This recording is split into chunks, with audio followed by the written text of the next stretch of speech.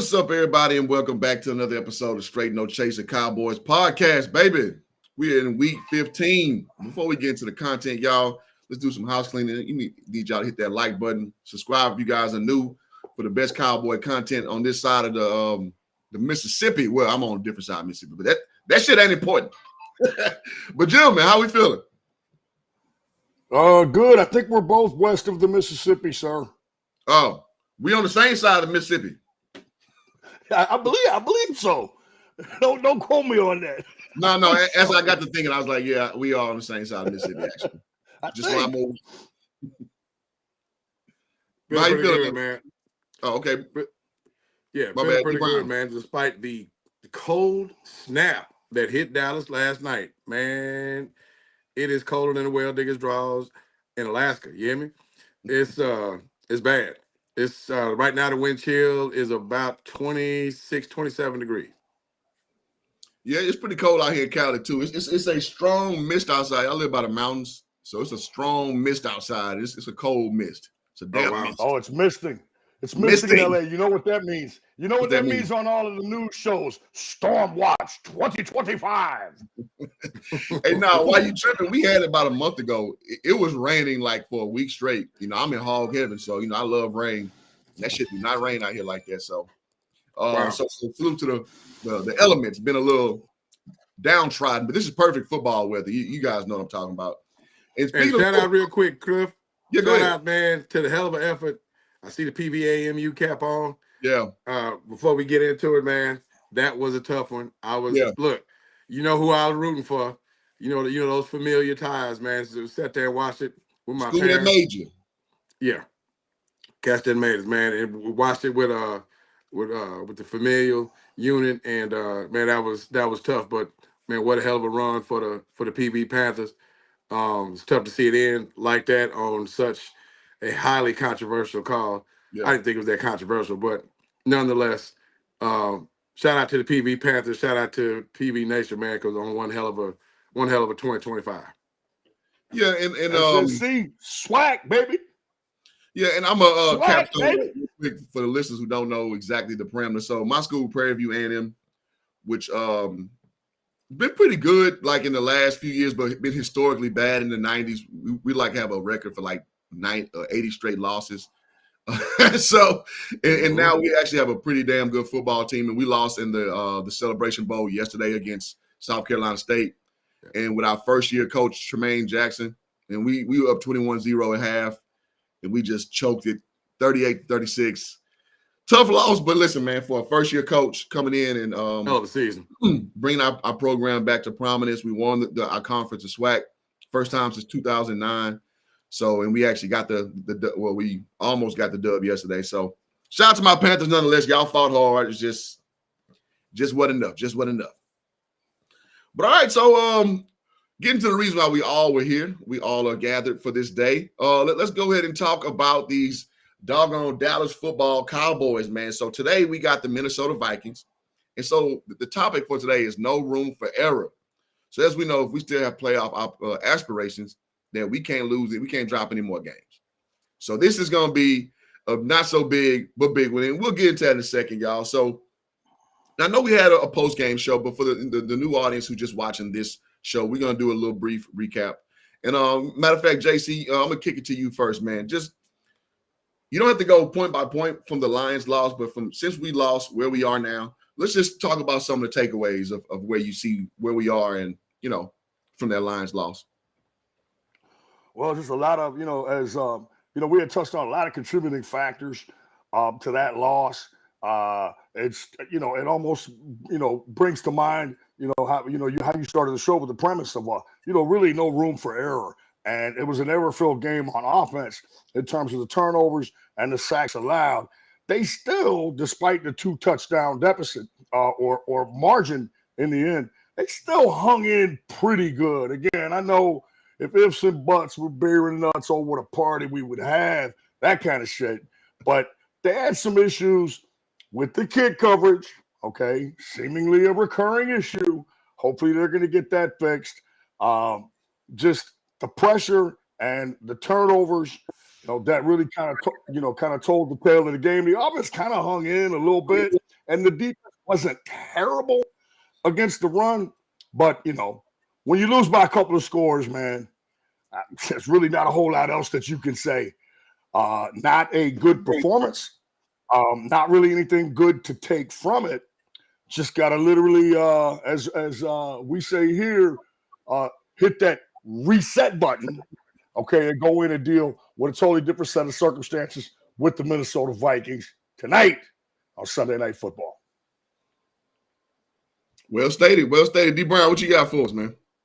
Man, I agree with a lot with what Joey just said in terms of, the game within the game. When you look up at, a lot of the self-inflicted mistakes that the Cowboys had, and, there was a point in that game, the final score notwithstanding, that you looked at that deal, and with all the malady and all the things that, again, they had done to themselves, they had gotten into a 30-27 game, with several minutes to go. Game was winnable. Didn't do the things necessary to win the game. And, of course, you had, missteps, like Joey said, which has really been a recurring theme amongst some other things that Dallas needs to correct, not only tonight, but, certainly addressing the offseason. Special teams coverage, kick coverage in particular. We've not really talked about that a lot over the years. And you talking about the no room for error. Well, there was no room for error within that game, and there were a lot of errors made. And I'm sure that's going to carry over into what we're going to talk about for tonight's game. So, hopefully they don't dig themselves the hole that they dug against the Lions. Again, you don't really or didn't really have the room to do that. However, we got a little bit of help from our adversaries up east, and so there's still a conversation to be had, albeit a very tight one and a very unlikely one, but it's still a conversation to be had about these playoffs. So we'll see what translates from the carryover. Hopefully they can learn in the film room, had a good week of practice, and we'll see what goes down tonight. Yeah, absolutely, man. And I guess our capstone is saying just, timely plays is something that just was not up our alley, man. I just remember clutch catch after clutch catch from Amon-Ra St. Brown. And you just can't have that, man. Dak Prescott, 2 interceptions, too many. It gives just, didn't have a gaudy run day, but just timely runs that led to scores. We just can't have that. Now, if it's something to glean off that, they only ran for like 100 yards, so that's a good thing because we know, boys can rip off 200 on us like it ain't nothing. We go on 2 months and beyond, right? So that's still a net positive to look forward to. Now, I know we've left moral victory land, and it's kind of like we're in matter-of-fact land now. But if we're just going to call it straight and call where our defense is, you take 4 touchdowns is a hell of a thing to take away from the run game. Yeah. But the cumulative yard total, that is something to glean going forward. I have to say that. You know what I mean? If we're going to look at the positives going forward, because, at the end of the day, I don't give a shit what you say about that O-line. The Detroit Lions are a talented goddamn offensive football team. That's just fact. Absolutely. Weapons on top of weapons on top of weapons. So, and we know on the road, we are trash garbage. We are BFI certified. 2-5 on the road, in fact. So, that's just kind of playing into what we've been characteristically what they've been alone. Right. Can't win shit on the road. So, ultimately, I think that may have been a lesson. Like you said, we got some help from up north because I think Philly and the Chiefs are just floundering, man. I don't know what pixie dust got sprinkled them, last February Super Bowl. But both of them is just, I don't know what the hell happened to what's going on with their cohesion and their, I'm hearing both. Well, I don't hear the Chiefs fan base saying this, but I'm hearing the Philly fan base want to get rid of coach already. I'm like, y'all just won last year. What the hell y'all talking about? It's 2023 all over again. Absolutely. So, but this reminds me of a word I learned from, and shout out and rest in peace to the great Jimmy Clardy. He was a coach out at Dallas. He coached Andre Emmett at Carter. He coached at Dallas Carter. He coached me at Mountain View College in JUCO. It's called dissension. He called it dissension. Like when you have too many negative things starting to affect the whole sum of things, you have dissension. It seems like now maybe not the Chiefs so much. Chiefs may be just having older parts that need to be tuned up and fixed up, schemed up properly. But on Philly, I'm seeing that D word creep all in there because when your boy Jalen Hurts with them 4 turnovers, I'm starting to see those A.J. Brown rumblings a little louder, and the fans are starting to reflect it too. So that's more or less what I'm seeing over there. And it couldn't come at a better time, baby. I have no doubt. You know, I wish them nothing but just glorious dissension throughout. And we're just gonna go with it like that. Yeah. So Yeah, you can hey, just it is see what it is, man. So again, no room for error, guys. So as we go forward, we're gonna talk about what the Cowboys have to do to get themselves in prime position. And shout out to D Brown too, man. Your short is done very well, sir. Oh wow. Your short that you put out yesterday. Yeah. Shout out to those that tuned in, and it's good to see that little bit of the straight no chaser, starting traction so that was cool. Yes, sir. Shout out to Zen for chopping that up like only Zen can do. All right, so I think we set the preamble of what we're trying to do. And I like Between the Game Sports Comedy said Philly got away with the idea and they started listening to the outside noise, folks them to win pretty instead of just winning. There you go. There it is. There you go. Hey, you start to smell yourself a little bit, man. And the peanut gallery just puts a little more oil on the flames. And before you know it, you got your 5-alarm blaze. Yes, couldn't have it at a better time, though. Absolutely. All right. So moving the show forward, baby, we gonna do the Lucky Whitehead Award. So without further ado, cue it up.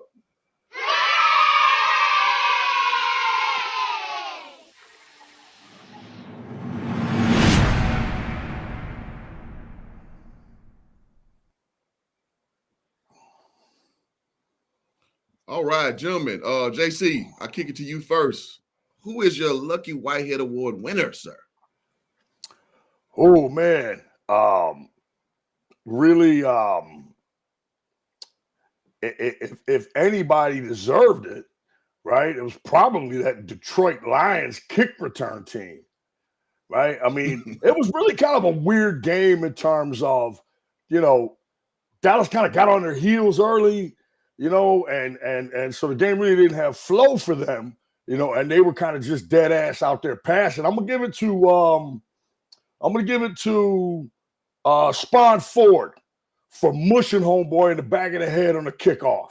That's what I'm talking about. A little bit of attitude, right?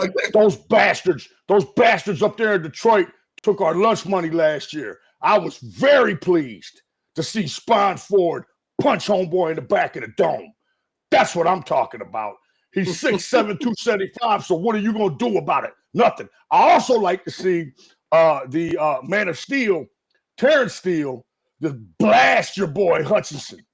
And because the Detroit D-line was in Dallas's mix, but it was really cool, man, to see Steele when he popped Hutchinson, knocked him on his ass, jump on top of him head first in order to inflict more emphaticism. So Spawn Ford gets my Lucky Whitehead Award, man. I love the mush to the back of the head. Take that with you, and I'm out. I love that, man. Good intensity, man. Show these boys we came to fight. And he didn't get penalized either. Awesome. No, he didn't. Hey, I love it. Shout out to JC with the Macho Man-esque oomph that he put on there. Yeah, he did. Good call. Look inside the microscope. Yeah. Cream of the crop. Boy, hey, if y'all ever want a good time, go look at some of Macho Man's old promo cuts. Classic footage. Boy, that boy was high and giraffe, you know what? Coked out. Gold, straight gold. D Brown, what you got for us? Man, I'll probably keep it a little simpler, man. I thought even though he's one of their normal studs, but for the context of that game, he kind of kept him in it and gave him a shot until Dallas's offense could finally get in the end zone was Brandon Aubrey. Yeah, I mean he was able to keep that effort afloat until Dallas could get into the end zone, and give them somewhat of a fighting chance at the end to steal it. Man, he's just like I said, he's usually one of the the main characters we talk about, man. But in the context of that game, yeah, I mean they he was there, and just when they need it, man. And even kicking on the road, as good as he is, kicking in a hostile environment, because you can see from the jump, Detroit and everything in that atmosphere, they were up for that game because they sure. needed it too, Absolutely. and kicking in that level of hostility, when you got to have it, there's something to be said for that. So I'm gonna shout out my man Brandon Aubrey for like just being an absolute rock when a lot of things weren't going well for Dallas. He was the one steadying for us and at least gave them a fighting chance to get to steal it at the end. Yeah. So, yeah, man. It's funny. So let me my interrupt old real quick. coach just Hey, fellas, texted let me me. interrupt real quick. We got a comment. I want to see y'all in the Super Bowl. Y'all can get whooped by my Patriots. This is a comment coming from Boston. I love it. And you know what? You've been waiting about a solid 6 years to type that shit on. Right. I shout out to a guy in Boston. Hey, I'm here for it. If we end up in San Francisco and in the Super Bowl, first of all, now I sure as hell don't want to see them get whipped by the Patriots. But let's start the first part of that sentence. I want to see you in the Super Bowl. Yeah, for sure. I'm just gonna just let that marinate for a second, man. That's been since 1996. Do you know what kind of party there would be? The fact that we would be in that game. So I'm here for it. Now the ass whooping part, well, we'll talk about that later. But I'm damn sure here for it. So bless you for that sentiment. Well, I'll tell you what, they'd be getting tuned up in Worcester, Fall River, Charleston, Southie. Man, do you know how much meth would be snorted and smoked? Okay. Right? Wow. Spilling into the streets and burning couches and whatnot in Charleston. Yeah. Right? Right, man. That'd be a hell of a party. A hell of a party. The party.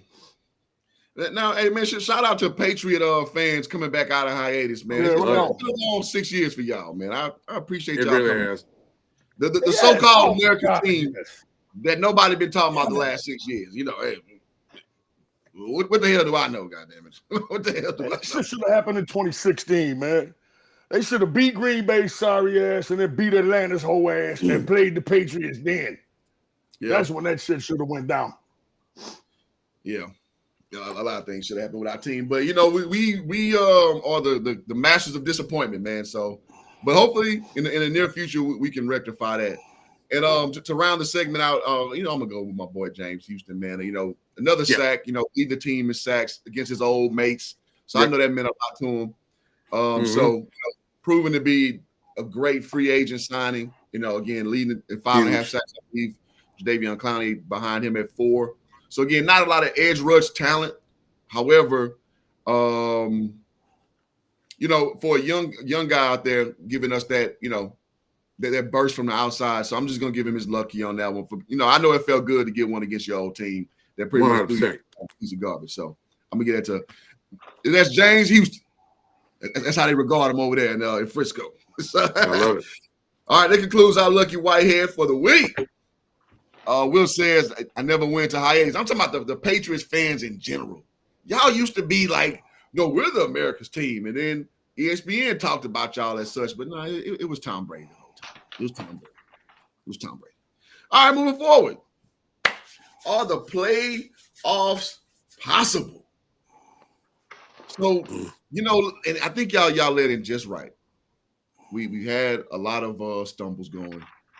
And then our boys, out east just can't get it right. So like Dumb and Dumber, so you're saying there's a chance. So I think conventional wisdom says that we have to pretty much win the East to do so. And I believe we're a game and a half back. Somebody correct me in the chat. That's correct. Game and a half back. So it's still doable now. Our Philly counterparts do play the Raiders today. So, that's, a glorified bye week. Mm-hmm. However, stranger things have happened. We're having 4 games to go. That's correct. Yeah. So hopefully, we can keep the course, i.e. saying that there's no room for error. So, gentlemen, given the plane that we kind of laid down and kind of get a little more intricate, is there a chance? Oh, I'm so sorry. I skipped the whole goddamn. Well, no, we'll do this one. Then we'll go back to the other one. Are the playoffs possible with the current landscape we have in the NFC? It's Yeah, I mean, it's so to answer the question, is there a possibility? Yes, because the percentage chance does not say zero. So there's your possible point, right? Now, is it likely? No, it's not. And I've been on that refrain for some time, even before the win streak that they had after the Raiders, Eagles, and Chiefs. Because even after that Chiefs win, the percentage point has never gotten to 20%, even with that win, right? So I'm gonna stay consistent here in that Dallas left far too much money on the table in the earlier part of the season, and I think I referenced it last week. I'm gonna reference it again. You look at you can always go back over seasons like this, and we've seen several of them like this in Dallas over the last 10 years for sure, where you point to a loss or two that really came back to bite you in the ass in the loss column when you are like they are now vying for that minuscule chance, right? And you go back to that Cardinals loss and you go back to that Panthers loss and even in a couple of games against better teams, you look back now and I'll even go back to Joey's day. Joey was pissed, that they gave away the Philly game in game one. I mean, you look at those opportunities, right? And even the Green Bay game, the tie. All of a sudden, that's a big deal.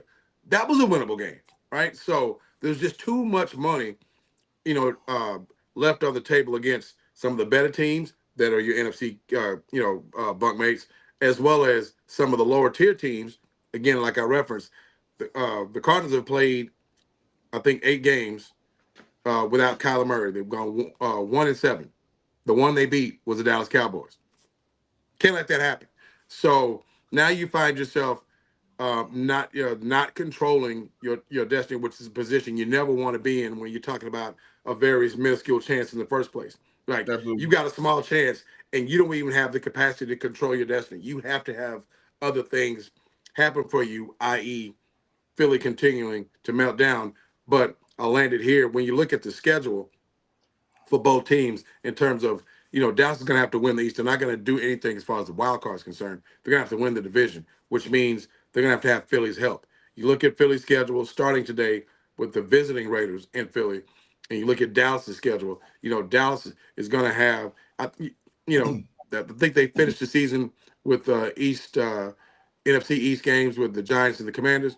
So the next 2 weeks, they play Minnesota tonight, a Minnesota team that got blanked last week. They're going to come in with a little venom to them, and then they got the Chargers. Mm-hmm. Neither one of those games are going to be duck walks, right? And I don't think the East games will be either, because those guys aren't going to lay down just because of Dallas, and they have a slight chance to get in the playoffs. They're not going to try to help them. So I just don't think the time and the remainder of the schedule favors Dallas in terms of the small chance they do have. But if Philly wants to be benevolent and continue to shit the bed, then by all means. But in the grand scheme, I just think Dallas left too much out there, and the fact that they no longer control their destiny, just don't think it's happened. I think you got to realistically start looking at what Dallas needs to do to fortify what they do have that's positive going into next year and make it a real run at it. Yeah, I like it. JC, what you got? If you don't, in my opinion, if you don't win these 4 games, then you don't deserve to be in the playoffs, as far as I'm concerned. That's all right. fair. And of course, I saw a comment in the chat about the AFC North. Look, if Philly goes 1-3 and you lose a game, and 9-7-1 wins the division, that's very AFC North-esque. Okay. Mm-hmm. So there's still a lot that can happen. It's very doubtful that it goes down like that. I seriously doubt that Philly would go 9-8. I mean, they could. You know what I'm saying? But in my estimation, if you don't win these 4 games, okay, then you're not playoff worthy. And if Philly goes 9-8 and you don't win these last 4 games and you get in, yeah, you're technically in the playoffs, but you ain't gonna do nothing. You ain't gonna do nothing. Like the cat at the game that popped off at my man's Cliff, right? Hey, look, man, you ain't gonna do nothing. You ain't gonna do nothing. Run your mouth, right? You ain't gonna do nothing. If they win these last 4, okay, then you've got a tangible, what they call a winning streak going. And at that point, then you could kind of say, okay, the stench of the Detroit loss will kind of be washed away, all right, with 4 straight dubs, right? And then you're like, okay, well, there's something to this. And if they win 4 straight, I mean, you already know what it's going to be. Solid defense, Pickens and Sedarian hogging out, and Javonte running for about 85 a game, right? You know that's what it's going to take, and we've seen evidence of that when they got on their little streak, okay, and a little bit prior to that, But to go, from 3, 5-1 to 10, 6-1, okay, now you got this kind of body of work there where you're legit. Trust me, you're legit. In 2007, the Dallas Mavericks had lost to the Heat in the finals before. They proceeded to go 67-15. Well, their first round opponent was Golden State, who had muddled along, but right at the end of the year, Golden State went about 16-5 and was playing really, really good basketball. And only one guy caught it, and that was the old Mavericks color man, Jim Haller, on TV. He was the only one that caught it. And he said, oh, boy, this was going to be tough. And what happened? Beat that ass. They got home slapped. First round. And didn't go 7. Just a downward slap in the mouth. So you want to be rolling, man. You want to be rolling in whatever. Like again with Golden State, they were kind of rolling in their own little way. They were fucking 8 seed, right? That 16-5. Shit, the Mavericks, started 0-4 and went 67-11. So Golden State kind of got rolling in their own little way. 16-5 is a hell of a stretch for them, right? Cowboys, 7-1. Okay, 7-1, man. That's almost half a season. You do that. And to me, I'll give a shit what the scores in the games are. You get to 7-1 going into the playoffs. Yeah, man. You are legit. Does it mean that you are a favorite or contender? No. But nobody would be shocked if after going 7-1 in your final 8, if you did a little damage in the playoffs. So, yeah, man, they need to win these last 4. Not just, go 9-7-1 and Philly collapse, go 9-8. It's about them. Yeah, they need help, but really for their own psyche going into the playoffs, man, they need to win these last 4. And that starts tonight at AT&T. Absolutely. Love it, JC. And shout out to that reference. This is actually one of my favorite Warriors team. Not the most talented by far, but that team Baron was Steven Davis, Jackson, Baron Davis, sir. Baron Davis, man, that they just was like the whole lineup was like 6'8" and under, and they just would go after you. And I remember Dirk got hold out that series. May I add something to that? Dunk on motherfuckers. I love the point about the 16-5 run. That's a great point. But there's all and you mentioned the one guy, Howard, that caught their hot streak. But what was more where I was worried about that series, and your point about the win streak and going in with momentum is well taken. Love that point. But the only team that Dallas did not beat in the regular season that year, even having started 0-4 and ended up 6-7-15, they went 0-4 in the regular season against Golden State. Game. Ain't that something? So that's like 67-7 or some shit against They didn't even else split the regular season series. series. They went 0-4 against Golden State that year. Very, very few people remember that. So I knew that was a bad matchup going in. That was a nice. Yeah, it was a bad. Yeah, there you go. That's what I'm about to say. And shout out to the International Quiet Storm dropping a $5 cash app on it, man, saying just showing support. Also, channel member International Quiet Storm. Thank you, brother, for putting a little something on it. Yeah, man. So I thought those were great points, man. Like when you playing streak at the right time, who knows, man? And Lord forbid, an injury happens over in Philly, or some other team that just nosedive. You don't know. Right. That's why you play out like my coaches always told me, run all the way through the line, man. Don't pull up because you think you're not going to win. I remember this when I was, about 10 years old, maybe 11. I ran in the Houston Street Olympics out in where the Astrodome is, the Astro Hall.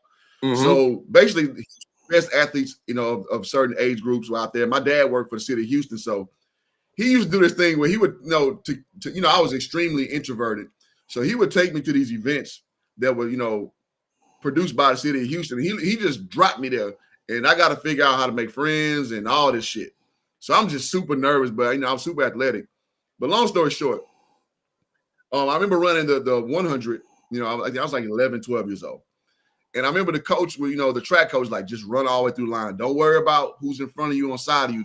Only thing that matters is the time. Run through the line. I was like, all right, my little goofy 12-year-old self. And I remember in the heat I ran, the dude looked like he beat me, but the timing was I was faster than him. And I remember getting the gold medal, and everybody was hating on me because they didn't know who I was. But I remember what that coach said, like, run through the line, man, because don't worry about that. Only thing you're racing against is the time. So I say that to say, we don't know what we're going against right now, but run through the line. Indeed. You go run your race, and then we'll figure out all the semantics after, but you do what you're supposed to do, and then good things happen. I love it. I didn't know how I was going to tie that in, but I tied it in. Yeah, you did, bro. You did that one. I knew there was something to it. Hey, man, you ran through the line, bro. You ran through the line.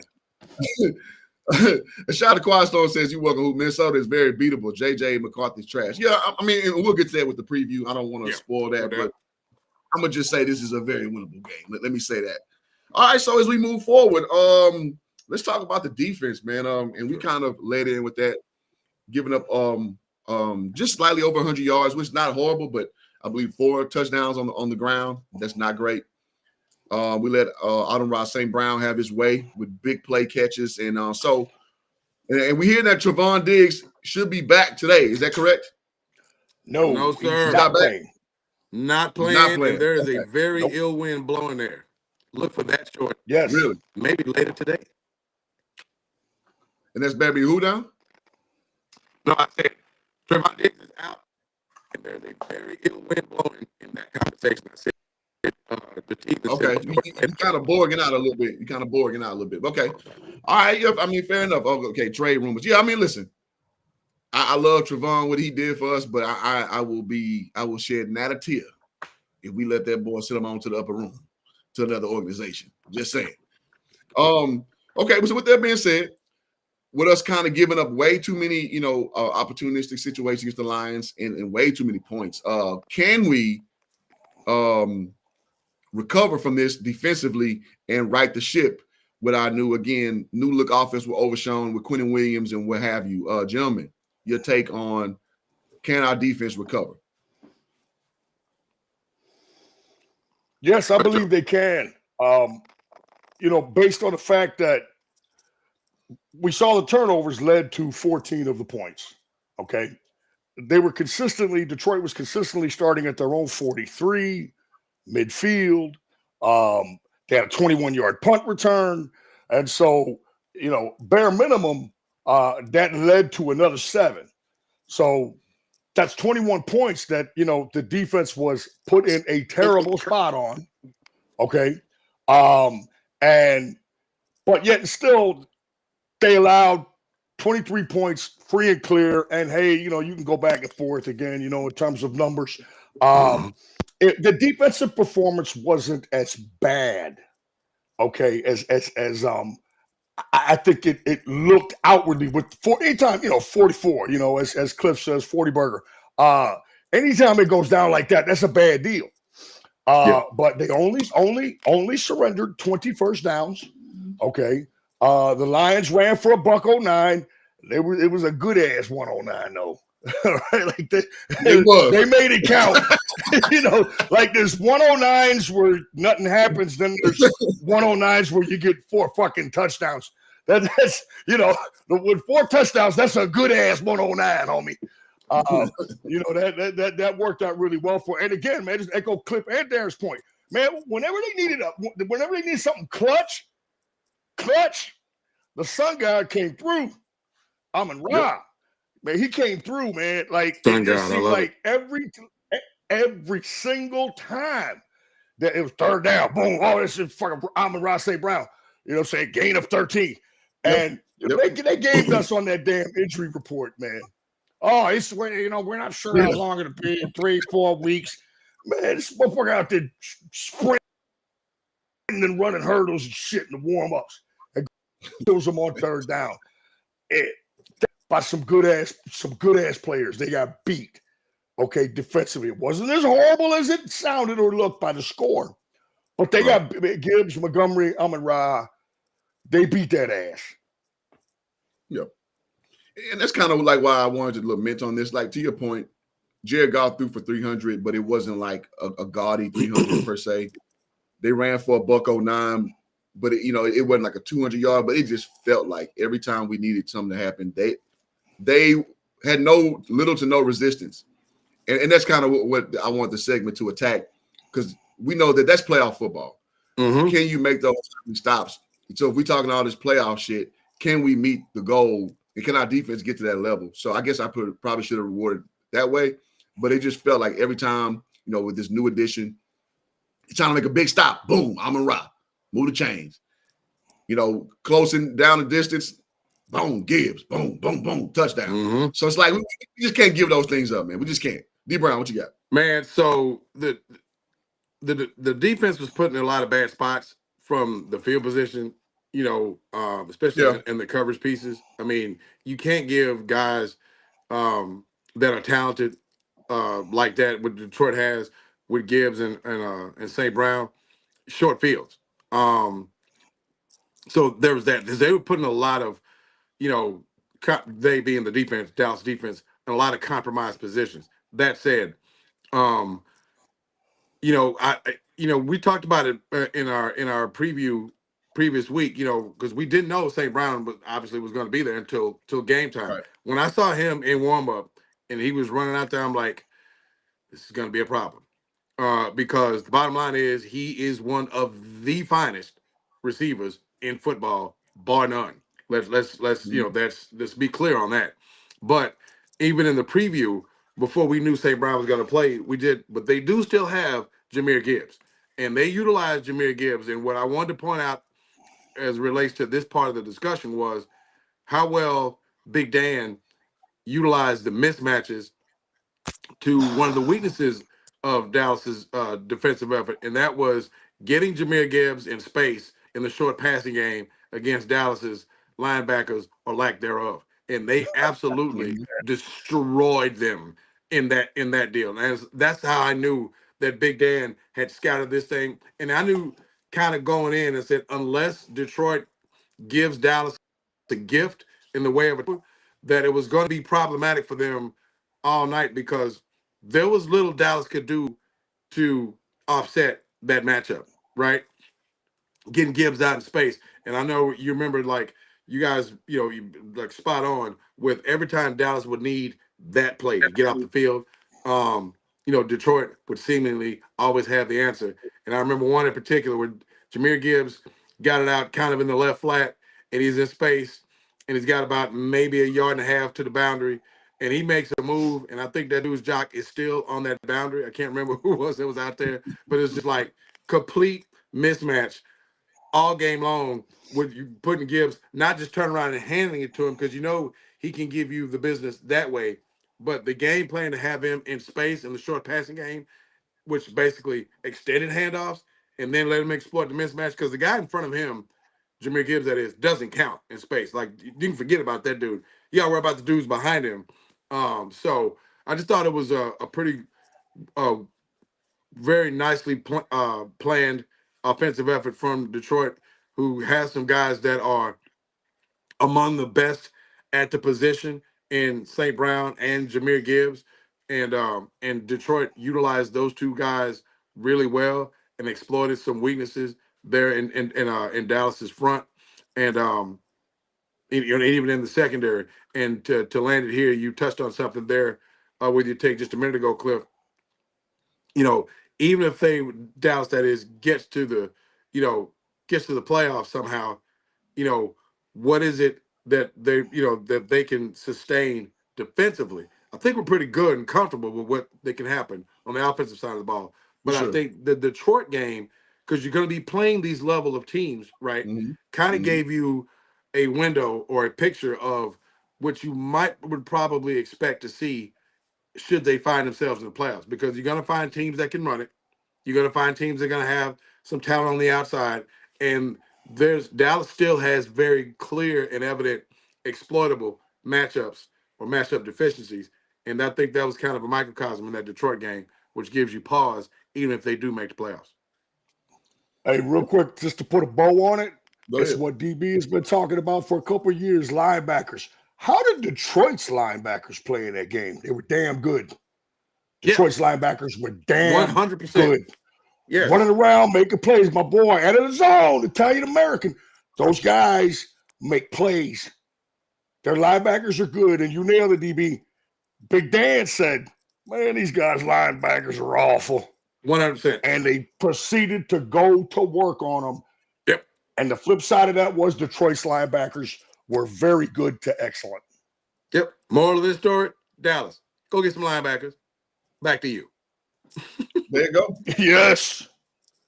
Yes. It is. Go get some linebackers, man. And if you want to spring another edge rusher, I will not be upset either. 100%. Just saying. There's some stand-up guys in the draft, some traditional guys. Yeah. And there's some first round, the kid from Oklahoma and the kid from Ohio State. Once again, not the kid from Ohio State that's the pass rusher, but the one that's the stand-up, what they call a drop linebacker, which is kind of misleading because drop means defend, run, or pass. Okay, it's like a guy that could do a little bit of everything. It's an acronym. But anyway, and there's a kid from Oklahoma, and like I said, kid from Ohio State. There's going to be some chances, where, as DB says, late in the draft, late in that first round, you get that value on a guy who's actually could be like a Warner, like an elite stand-up linebacker. I think there's some real possibilities there. So that's something to get excited about, boys and girls. Well, and I'll say this too. We addressed our O-line last year, so we don't have to spend a lot of time on picks on that too, so we can focus deadline on getting a linebacker because we hit on BB and we definitely hit on Tyler. So Big Booker, no doubt. Yeah. Booker has a French chance to make the Pro Bowl. Cliff, can I interject something real quick that you touched on? And this ties into the defensive piece. So you asked about Trayvon Diggs. Just real quick. So early in the week, there were reports that he had been practicing, although it limited participation, but practicing. And then when the reporters were asking Trayvon Diggs directly about how he felt about being able to play in tonight's game, the word from Trayvon Diggs was he felt great, felt that he was ready, all those things. And the fandom was like, all right, Trayvon Diggs, and it's been like this, unfortunately, for the young man, because, we know before the injuries happened the last couple of years, he's an absolute stud, right? He's a star in the making, why he got the big contract.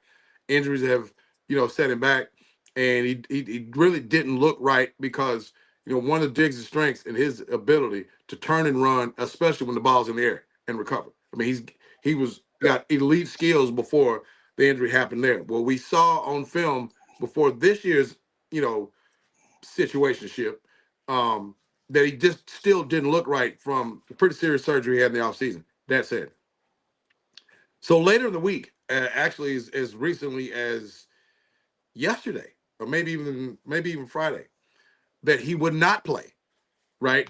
And that he would not come into this game. And then the reports came locally and nationally that there's that Trayvon Diggs may not play another down here with the star on his helmet.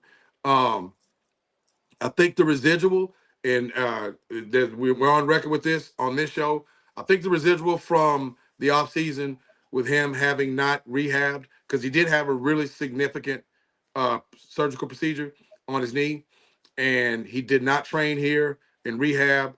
And the point I wanted to make there is it kind of sucks because, Trayvon Diggs was certainly in line and becoming a huge star in this league and a huge star and big time talent for this team. And it just kind of sucks that you look at the second round history or history of second-round picks for this Cowboys team for whatever reason, right? Off field, on field. If you go back and look at the history and the malaise of the second-round pick of the Dallas Cowboys, it'll blow your mind. Like I could throw some names out there. They're just like, man, Sean Lee. He was pretty good. Shinobi, Awuzie, right? JC, who was the guy? Who was the Goodrich? Dwayne Goodrich went to prison. I mean, second round picks. You go through the deal, and then some they just flat out missed on, right? But for whatever reason, the history of the second round pick here has just been mind numbing, and it looks like Trayvon Diggs, unfortunately, is going to go that same route because he's a hell of a talent. And maybe we can pick it up next week in terms of what do you do with Trayvon Diggs, because there's some very interesting scenarios there, and I don't want to bog the show down. But you brought his name up because we were hoping that maybe he could play these last few games to help make this run that we've talked about. But it does, and that's why I wanted to, and I'll land it here. That's why I want to bring him up, because it doesn't look like we're going to get that help unless something really dramatically changes, maybe in a conversation. But from what I heard from Shotty, hadn't really heard from either of the Joneses, but what I heard from Shotty and some of the insiders here locally and even nationally, that it's highly likely that Trayvon Diggs will not play again this season, which would suck if that's going to be the end of his story here in Dallas, given the way it started.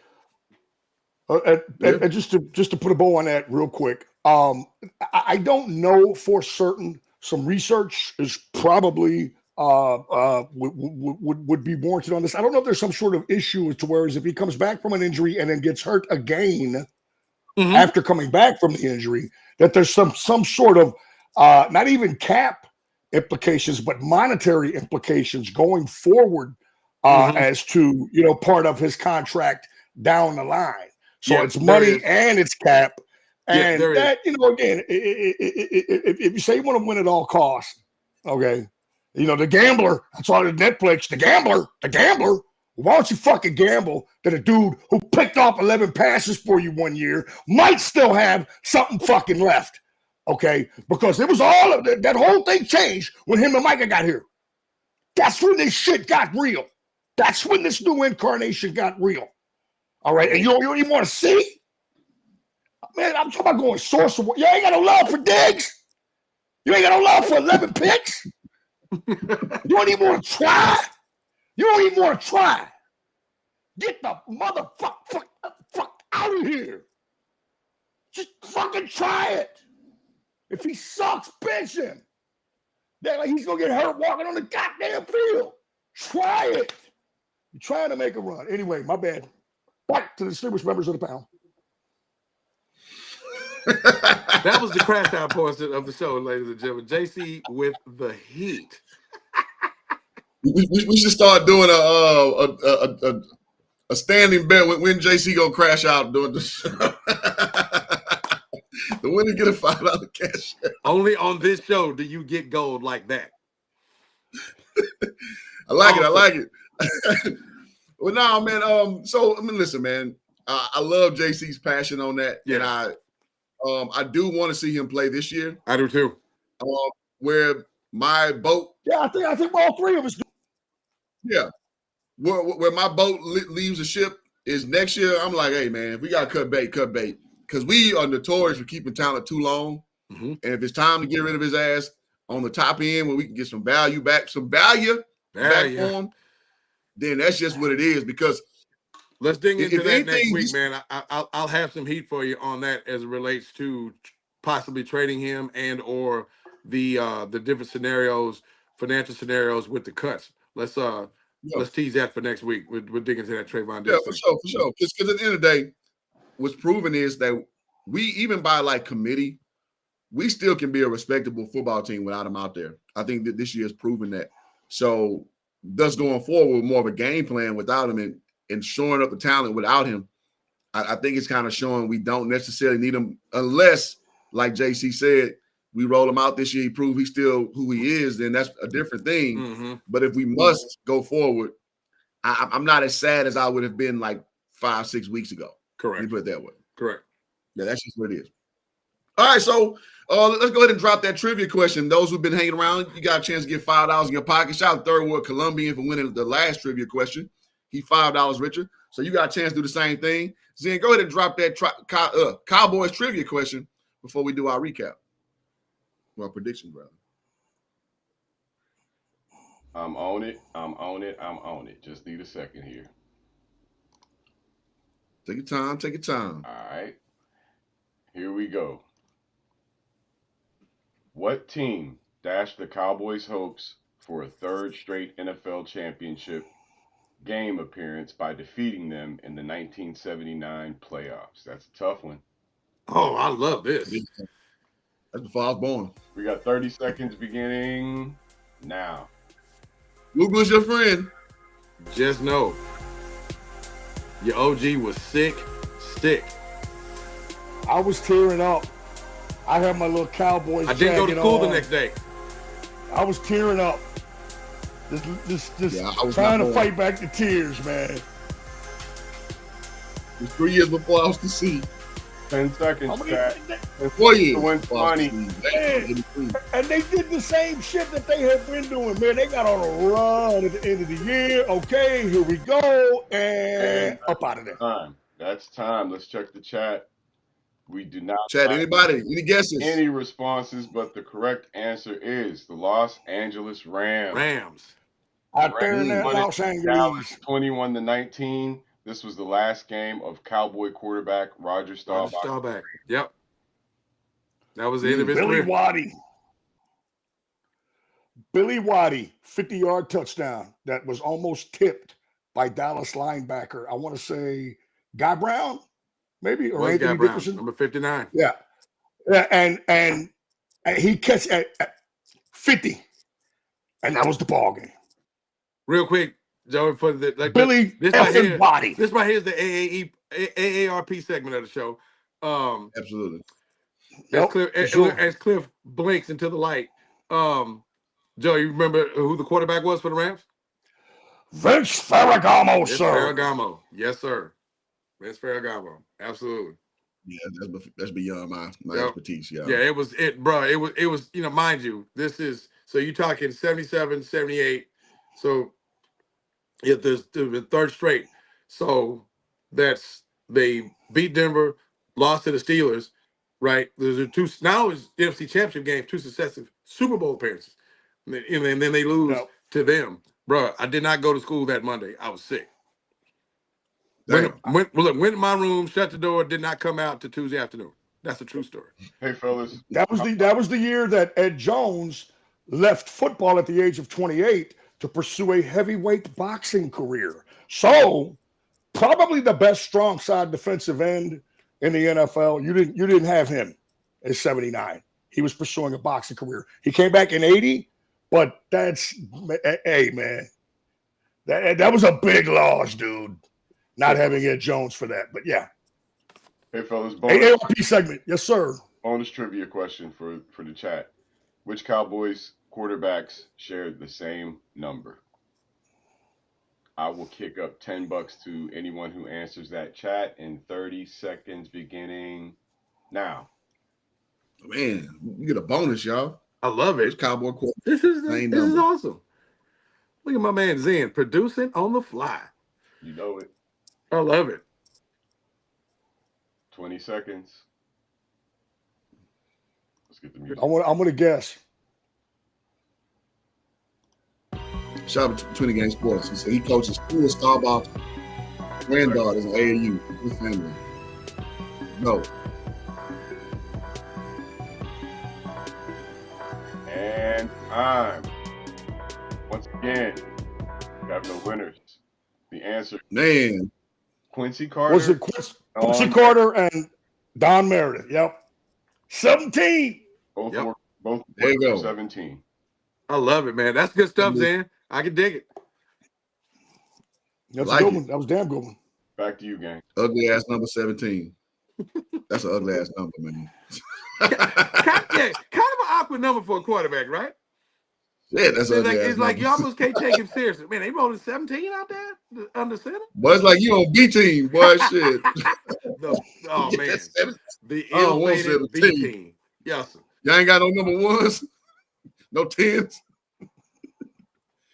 All right, Danny White and Troy Aikman, number 10, Meredith and Robert Staubach, Craig Morton and Clint Hill. Now, do those count? Old ninjas of the council. Well, no. Danny White was 11. Aikman was 8. Don Meredith was 17. Roger Staubach was 12. Right. Craig Morton was 7. Yeah. Did they change numbers by chance? No. Okay. All right. Was Craig Morton? No, he was 7. Yeah, I was going to say, was he 14? He was 7, right? Yeah. Mm-hmm. Underrated quarterback, by the way. First round draft pick, took team to the Super Bowl. Underrated. Craig Morton. Well, there it is. They got a 1 for him from the Giants, which turned into Randy White. Yeah, you guys got Craig Morton, we got Roger, and we're gonna get Randy White out the deal. Hey, I didn't see if Third Ward got it in time, but I want to give Third Ward the prize anyway. So I'll give to make sure we get that to Third Ward. Okay. Third is on the first question. Right on. Hey, that's okay. So you're gonna give it to him for the first question? You said for both. Oh, for both. Both. Okay. So how much money is that for him? $10.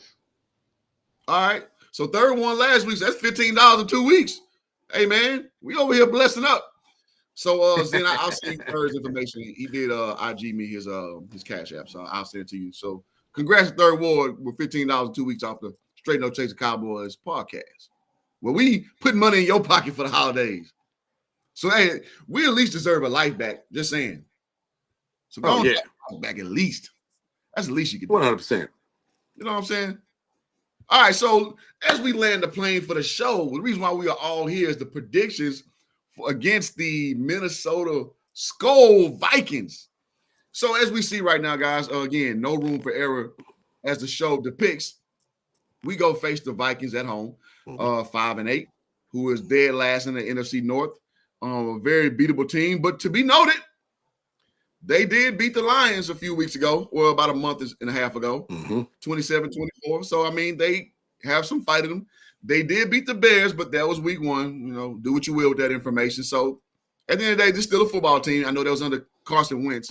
Now that their draft pick from a year ago, J.J. McCarthy, is at the helm. They have not been looking great, even though they did beat the Commodores, the Commodes, whatever you call them, 31-0 last week. That's against Marcus Mariota. I don't know how much stock you can put into that, but they got us today. That's what we do know. Gentlemen, some of your insights about today, and then we'll get into the predictions. Dallas ain't Washington. And this is a game that if you were to be taken seriously, to roll back to Joey's earlier point, if you're going to have any serious discussion left about these playoff chances, if you drop this one, then shut up. Right? I mean, they need, and I'm gonna borrow something from you, Cliff. They need to beat their ass. It's just what it is. It's a home game. Everything is clearly drawn in the sand. And the theme of this show, there's no room for error. You got to beat Minnesota. You got to beat their ass to go into the game next week, which in my mind would be the toughest of the 4-game climb if you're going to make this run. So you'd like to go into that with some momentum. Get on them early, stomp them out. I think there's some matchups here that favor Dallas, particularly in the as it relates to Dallas's receiving core. And I'm talking about the trio, Lamb, Pickens, and Big Jake. I think Dallas should eat. And if we can get the requisite 85-90, as Joey always references from our man Javonte Williams, Dallas should have their way. Defensively, you want to see them get back after it on some, as far as the pass rush is concerned. Particularly on that interior, I think Dallas can make some hay there with their interior guys. If you get the contribution, whatever, be it from my guy James Houston, Young Ezeraku, what have you, from that edge, so be it. but they need to solidify some things on their defensive front, and I think they can do that. And I'll land it here is that Dallas's big focus in terms of controlling and ultimately winning this game, which is what they didn't do in the Detroit game, is they've got to win the line of scrimmage. You know, the battles have to be won on the offensive and defensive lines of scrimmage. They do that, and I think they have an excellent chance of doing that. Then they should control and win this game. All right, JC, your input on this one.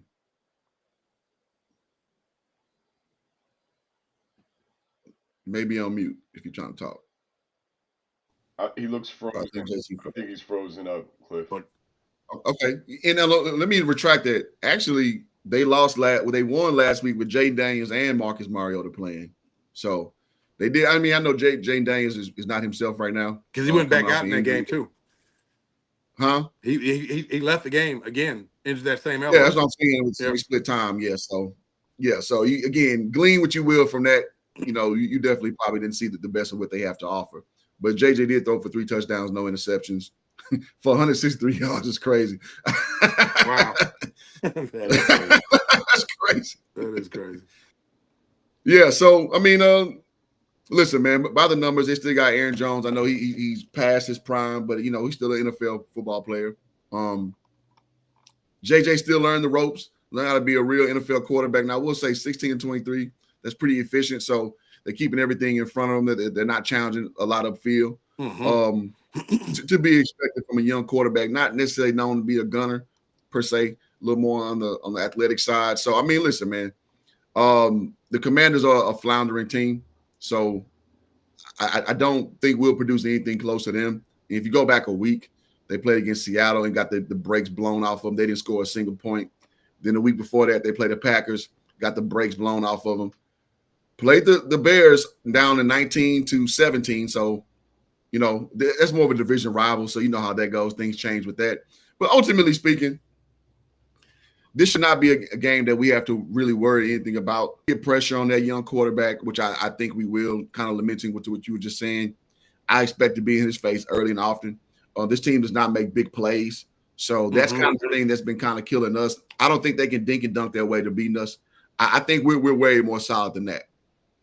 I don't think they have a run game that's going to just basically just blow us out of the water. And I mean, listen, from wide out talent standpoint, there's nobody who's just going to really gash us like that. Even if they can gash us, I just doubt that we are the iteration that we were in week 1, 2, and 3, where everybody was getting their rocks off, getting their proverbial career days against us. I think those days are long gone. So yeah, I think it's going to be a long day for Minnesota because we talk about matchups a lot. And then Sans, Amon-Ra, we had a good lineup, you know, to kind of backtrack for a second. We were saying we matched up well against them, and we did. But we were thinking Amon-Ra was probably going to be a scratch. The fact he wasn't, and Gibbs came to play, things didn't quite go that way. I doubt that we befall that same circumstance this week. I'm just saying. Right. They don't have anybody on their sideline of that type of ilk from a quarterback standpoint. Because, listen, Jared Goff at the end of the day is still a solid Super Bowl level quarterback. Yeah, he can spin it, man. Yeah. He can spin it. He's terrific off play action. Correct. Zen, did you have something there? No. Just, I thought I had you drop in the back. Cliff, I wanted to say injury report. Okay, yeah, Cliff, I wanted to back in on what you were saying in terms of like the matchups. I think you went back to McCarthy's stat line. That was very 2016 Dak like. Right? Absolutely. 16 of 23, not a lot of yards, not a lot of chances taken down the field as we get Joey back. And before I throw it to him real quick, what I would say is to book in my point about them controlling the line of scrimmage. If you do that and get these guys in, second and third and long, put the game, if you're Dallas defense, put the game in McCarthy's hands to have to make plays down the field. And I think that plays to Dallas's advantage. Go ahead, Joey. Have you got me? Am I back? You good? Indeed. I was not the victim of a batarang. I'm not being incarcerated, just so everybody knows. No technical difficulty. I think, some of the things that we saw, we talk about Minnesota. I kind of have been a a J.J. McCarthy backer. I'm kind of, I liked him in Michigan. I think there's something there. But again, he has had some struggles. No question about it. And you really want to be able to take advantage of that. And I believe that you take advantage of that by taking away his run game. Don't give him his best friend. Take away that run game. And obviously you want to get some heat on him. Again, we've talked about the wizardry of Brian Flores in terms of, the changing looks that he gives and coverage and blitz and so forth. Loves to blitz early, in series, i.e. first and second down. I think that the thing with them is, their defense has been pretty solid in terms of numbers, but that's very misleading. Okay. When a team has a defense that is highly rated and it is because they don't give up a lot of passing yards, a lot of times it's because teams don't have to throw on them because they're beating their ass. They don't need to throw on them. Minnesota's 5-8, man. All right. Teams don't have to throw on them. That's why they're ranked so high defensively. They still give up $1.25 on the ground. But again, it's all about timing, man. And with rookie quarterbacks or not rookie quarterbacks, because he got hurt last year, this is his second year, first full year starting. They just have those ups and downs. He did have a great game against DC, but you want to flip the script back on him, okay, and make him have an awful game, so that all these people that, say that he's trash can feel vindicated. But the fact of the matter is he's a very, very young quarterback, and ups and downs happen with young quarterbacks until they figure it out. A lot of times now we've seen young quarterbacks come out and have really good first seasons and not so good second seasons. CJ Stroud, for example, Dak Prescott, for example, great first season, not as good in the second season. Okay. McCarthy's at that point in time, man, where he's having his ups and downs because this is essentially his rookie year. The idea, man, is to just put the ball in his hands, make him beat you. That I think is what the strategy should be for the Cowboys. Right up. Rookie's gonna make mistakes, the glorified rookie for that matter, to your point. Again, with a guy like that, you're gonna have to rely a lot on your legs. You're gonna rely a lot on your run game. You're gonna obviously rely a lot on your tight ends again, hence the dinking and dunking that he's doing. And I just think again, nobody's really beat us with that strategy. Guys that beat us going vertical, guys beat us with their run game being established, and then they softens us up in the middle. I just don't see a way that they can really establish themselves if we're going to be serious about being a playoff team. So BTA is in full activation mode. This is a team we should beat the snot out of. I'm just being frank, so it's a little teaser alert for my prediction. Because again, it's a 5-8 team, last in that division. It shouldn't be nothing to talk about if we're talking about being a serious football team. Agreed. So with that being said, as we round and land the plane on the show, thank y'all for tuning in. Let me say that the chat has been super active, so appreciate y'all for that. Absolutely, man. Shout out for Third for taking on $10. Hey, listen, man, the Cowboys trivia every week we give away money. You may want to stay to the end of the show every week. Just saying, share it, send it to a friend. And also, subscribe if you're new. Hit the notification bell on Pass the Joint podcast and over here on Hoop Jar. You get both, so you get every bit of content as it's presented. And so let's get to the predictions. All right, so I'm gonna go back to you, JC. What do you see as the final score against the Vikings today, my friend? Well, I'll tell you what, man, I get as nervous making these predictions, as I do watching the damn game. All right, because I'm always fearful of, like, if you look up, man, and I've seen this happen a bunch of times, the entire national media will choose the Cowboys to win a game. Uh-oh. You know what that means? They're going to lose. I do believe that McCarthy is not quite there yet. Seen some flashes. I'm going to go with Dallas. Again, I love weird scores. I'm going to go with Dallas 26, Minnesota 15. Okay. Weird score. Yeah. Get 6 and 5 on your squares in your little thing in the office and try to get money off that. Love it. I like it. D Brown, what you got? Man, I see a better effort on both sides of the ball, particularly in the line of scrimmage, given the urgency of the situation, being a home game, everything that goes with that. I do think Dallas will be able to. I'd be a little bit more nervous about this game pre-Quentin Williams trade and the return of Overshone and Wilson, who, by the way, Logan Wilson, I'm talking about. They talked about that in the local media this week. He's now the Cowboys view him as having had that acclimation period since the trade, and he came over from Cincinnati. So there was mention that he's going to get the reference is that he's going to get more snaps than Murray. That's got to be nothing but good news for Dallas. So with that said, I think I like Dallas to handle things better on both sides of the line of scrimmage, put the ball in the hands of the rookie, and Dallas be able to take advantage, stall drives, maybe a turnover or two, and Dallas gets out of this one 31-14, Dallas. 31-14, okay. I'm going to go ahead and shout out to rest in peace to Richard Walker, going to my bag, putting that Big photo Rich. on. 44, tipping on 4 Shout out to Acres Home. We putting up 44 on these boys. 44-17, Dallas football Cowboys. We better beat their ass. I ain't trying to hear none of that. This team sucks. Beat their ass.